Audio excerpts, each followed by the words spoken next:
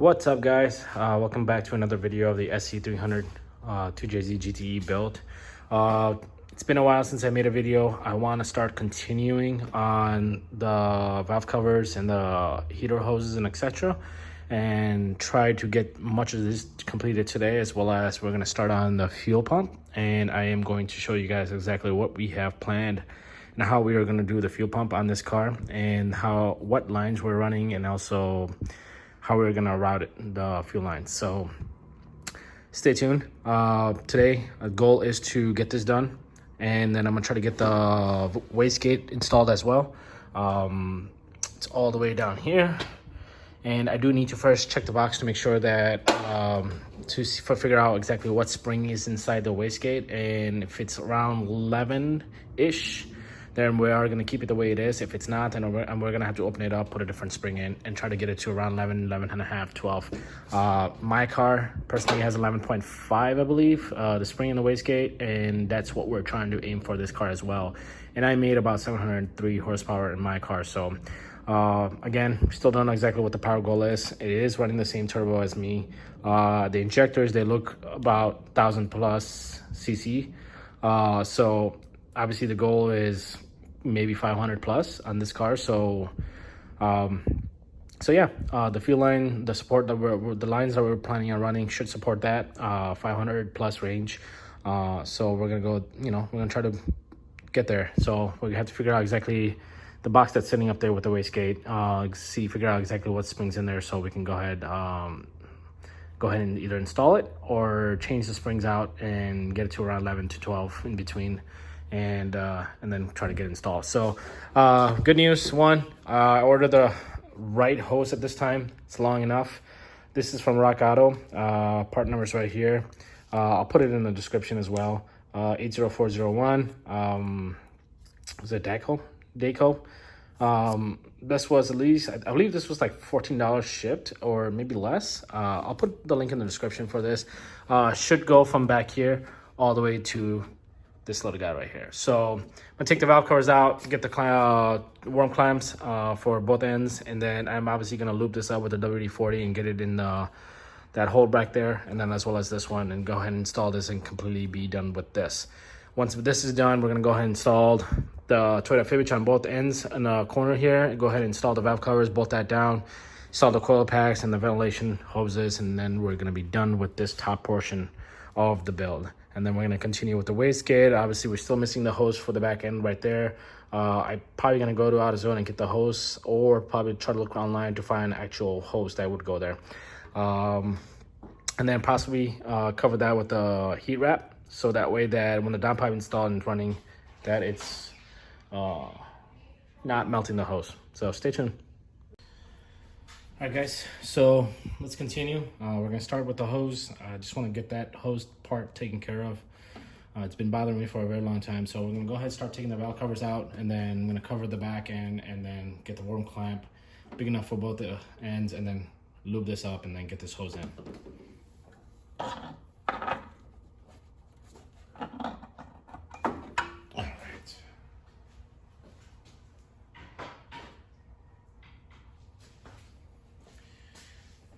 I am just gonna take the intake side out just in case, because I do not want to scratch it up.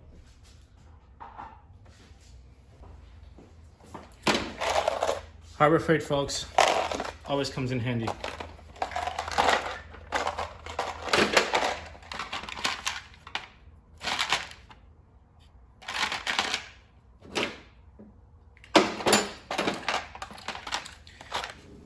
But not this time. See, box number 2.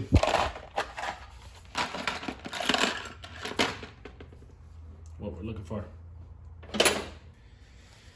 I'm gonna loosen this clamp a little bit.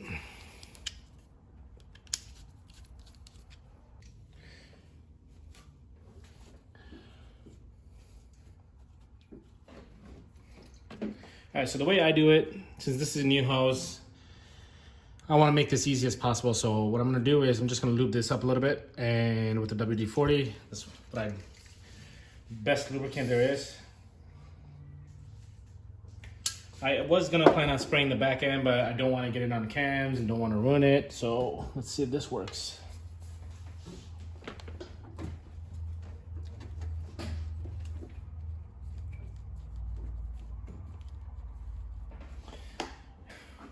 So the hose part is done. So let's get the valve covers installed. I'm gonna double check, make sure that this end right here on the valve covers. Let me adjust the camera a little bit.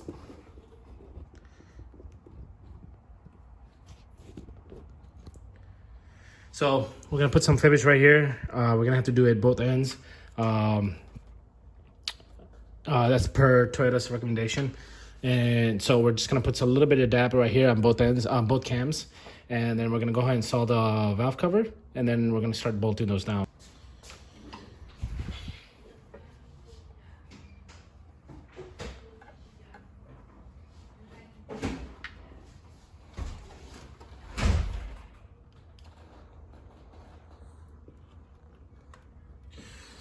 Oh, this thing's spreading all over.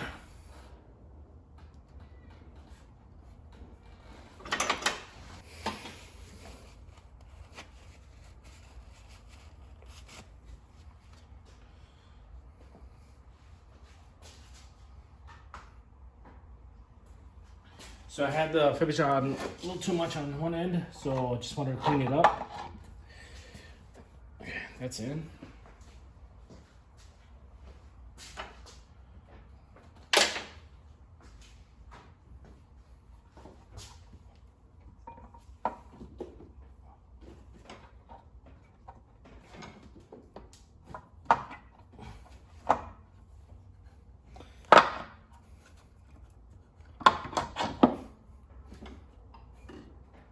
Perfect.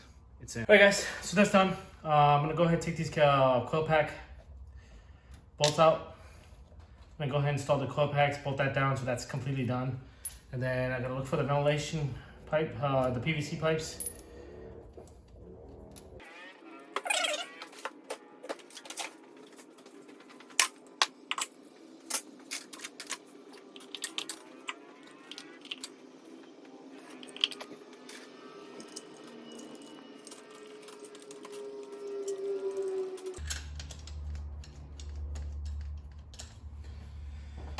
Right.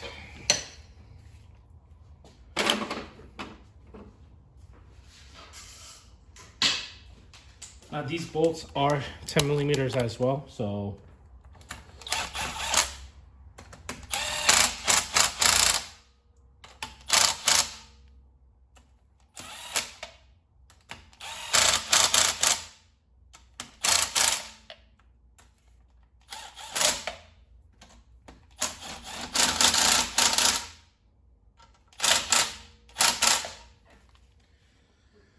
right. The coil packs are installed. So PVC peel pipes are installed. The valve cover installed. Toyota fibbages of both ends of the cams. For the valve cover seals, we got the coolant pipe installed back there. What's left now next is I'm gonna go ahead and inspect the wastegate. That's gonna go back down there. Box is right there. I'm gonna go ahead and open that up and inspect it, see exactly what springs in there. Once that's done, we are gonna move on to go ahead and install that. Might have to install that off video because I don't have one, there's a tight room back there and I want to be able to get in there. Not sure if the camera is going to be able to fit in there and try to record exactly how I will, to install it. So I'll show you guys that video offline. Once I go ahead and install that wastegate, I'll show you a video of that. So that's about almost done on this end. I am going to go ahead and install the lower hose. I do need to get some worm clamps for obviously the intake.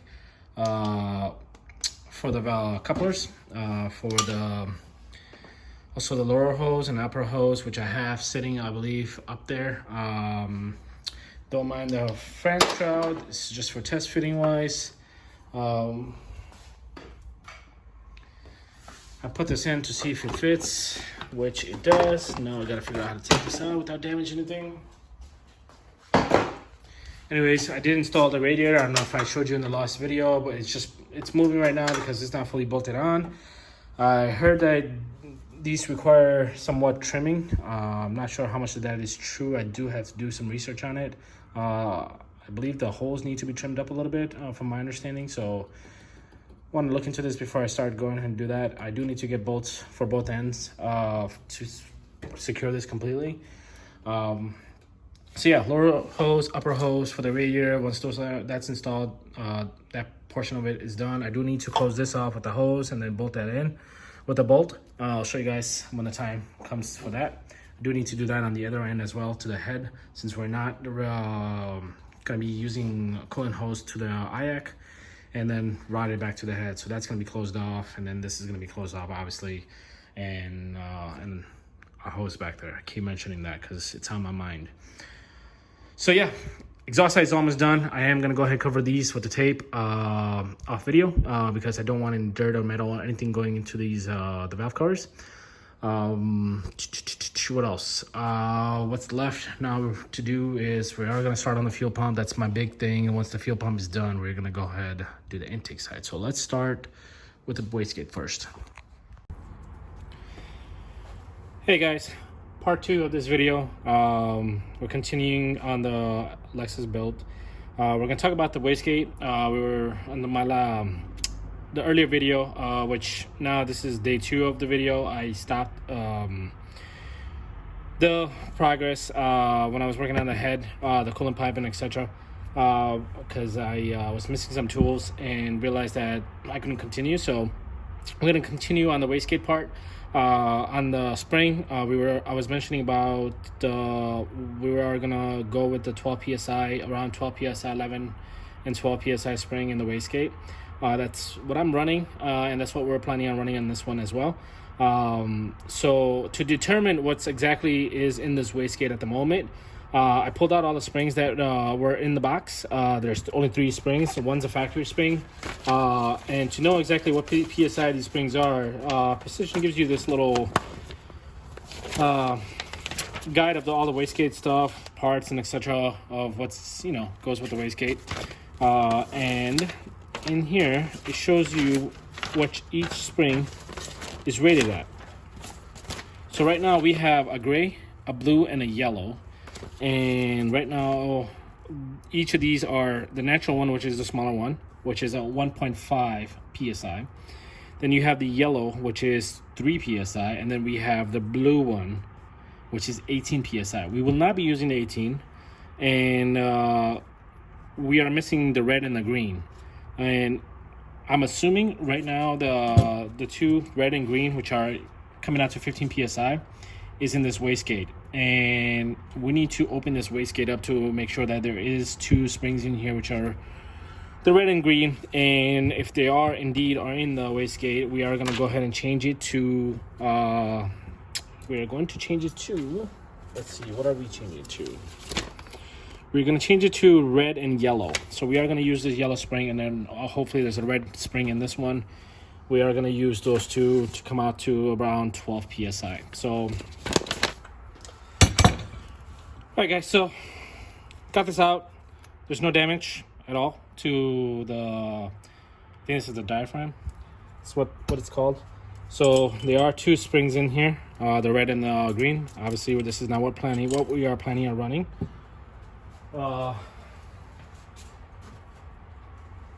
Checking out, hearing leaf noises. So yeah, this is 15 psi. We're not planning on running this. We are going to run the 12. And I just realized that I am going to have some issues putting this together. The 12 is 9 and yellow. Yellow and green. Yellow and green are going to be going together instead of the red and green. So now I just got to find a way to compress these 2 together. Realized that I wasn't paying attention that when I was taking this out that there was going to be some tension. Completely slipped my mind.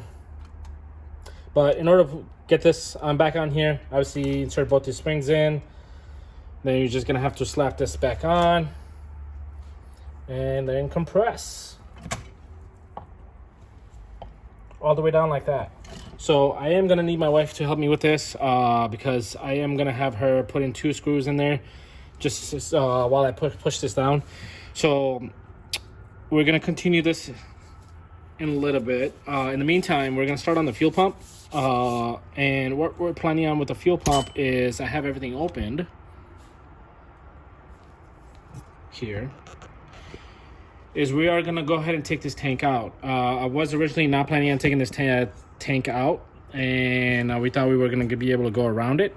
But upon inspection and looking at everything, we're gonna need to go ahead and take this tank out. Original plan was where you see that little cover right there, which is the oil fuel level sender. That's where we were going to be putting the bulkhead, and then from there we're going to connect it to the pump, which is going to be mounted onto where the stock location is, and then we're going to run a -8 line all the way from back here to the front, with the filter and obviously to the rail. But when I took this out, notice that the little circle that you see here on the cover of the fuel sender, that little circle that I drew, I eyeballed it. That's how much room that I have. And on top of that, there is not enough room on the other end of it. So I need to take this whole tank out. And once I take it out, I do need to figure out how much room I have and where I can technically mount this bulkhead. So I do need to take this tank out. There's 4 bolts. I believe they look like 17s, if not 19 possibly. There's 4 bolts back here, 1, 2, 3, and 4. And then I do need to take this cover out piece. There's 4 screws, and then there's 2 banjo bolts on the bottom. Let's look together. Oh, there's spider webs already. So, shit, where is it? There's 2 banjo bolts. So there's 2 banjo bolts here. There's one right there. I believe that's feed.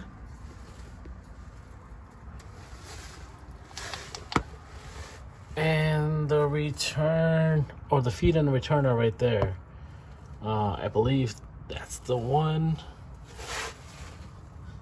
I need to take out. The 2 banjo bolts right there. Along with that one, I'm not familiar with that one, so I don't know if that's the feed. I believe that's the feed because the fuel filter is right here. But you also have those 2 other lines running, so I'm not familiar with the SE, but I do believe that I do need to take out all 3 banjo bolts. And just realized this diff is in the way, and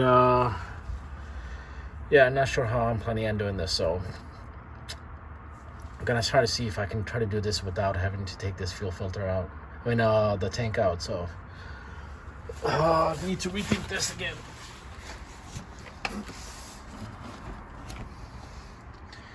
So stay tuned, guys. Let you guys know in a little bit. All right, so I really didn't want to go ahead and do this, but I'm gonna go ahead and start taking apart the the fuel tank. I really wish the Lexus had just followed the same concept that the Mark IV had and the Mark III. Since the SE does have the Mark IV chassis, I just think it's Lexus engineers, they're just dumb as hell to have done this fuel tank this way. So I'm gonna go ahead and start removing the 4 bolts back here. Go ahead and remove the 4 screws and then get this loose, and then on the bottom it's gonna be a tight fit. May not record it, but I will go ahead and start taking that apart as well, and then drain whatever the left fuel that's in there, which is like maybe a half a gallon to a gallon, and then go ahead and take this tank out and push it back enough so I can have access to everything and go from there. Hey guys, so I got the springs in, the green and yellow springs. So now we have a 12 psi springs in here. So that's what we wanted. Originally it was 15, but we want to run a lower spring. So we have yellow and green in there, so 9 and 3, so 12. So what I'm gonna do now is I'm gonna go ahead and start putting all these accessories on here, the vacuum ports for the solenoid, the blue solenoid. you get the full kit, and one of them should be closed off here. So obviously there's two holes. There's one up here, there's one up here, and then there's one up here. The way this wastegate's gonna be bolted on, obviously the pipe's going this way from the manifold, so this is gonna point downward. So obviously we're gonna, what's it called, close this one out, so that way that this vacuum port can go out towards the ABS. So yeah, so we're gonna close this out, and then obviously this one's gonna be pointing this way, and this one's gonna be pointing this way as well. So that's the plan on this. So let's just quickly do that.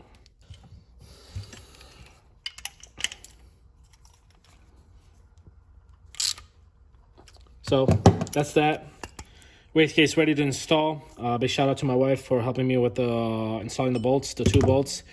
I did have to compress by hand. Apparently, obviously my vice grip is not big enough for it when it's, you know, not compressed, and I don't have any tools to compress this down and do it myself. So big shout out to my wife to help me with that and getting this, you know, fully installed for me. So helping me fully install this. So I'm gonna go ahead and take this tape off. Obviously the tape is on there for this particular reason.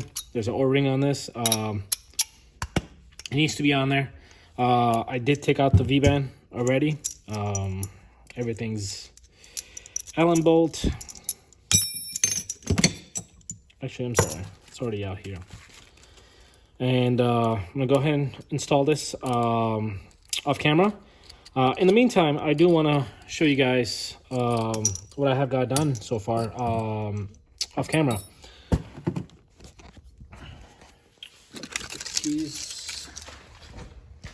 My garage smells like fuel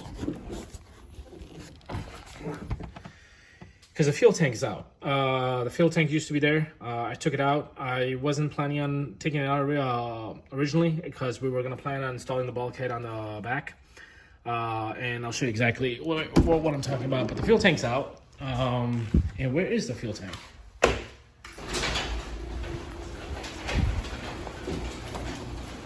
So tank's outside.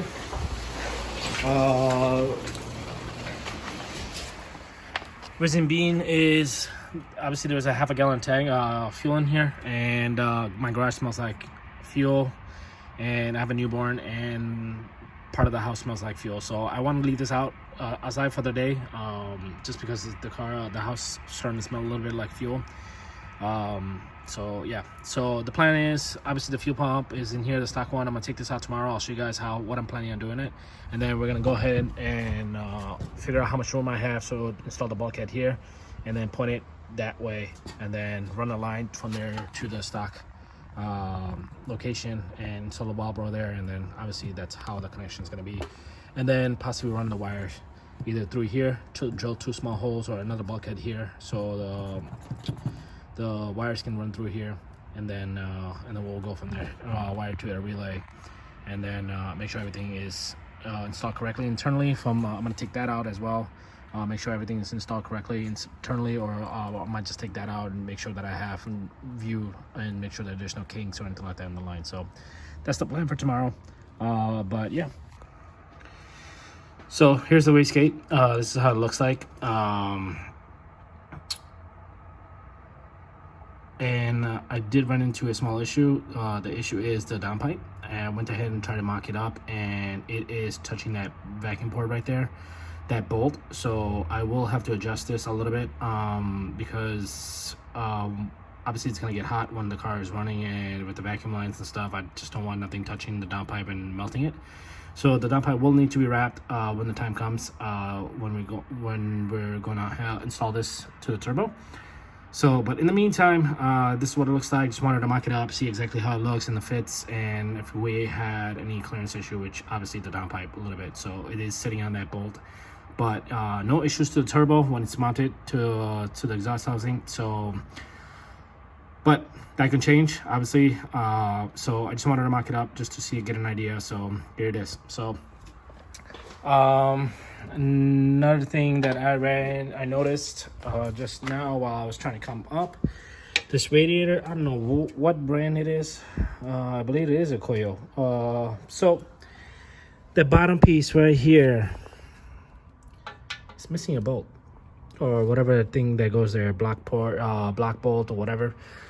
It's missing, so I'm gonna have to reach out to Koyo to get that bolt, so I can go ahead and get that closed. Because when it comes time to put coolant in this car, obviously it's gonna be leaking. So that's that, guys. We're gonna be stopping here. I'm gonna be starting on the fuel tank tomorrow. Show you guys how I'm gonna wire that up, and then we'll go from there. So stay tuned for more videos to come. Thanks for watching, guys. Subscribe if you aren't already subscribed to my channel. More videos to come. Thank you.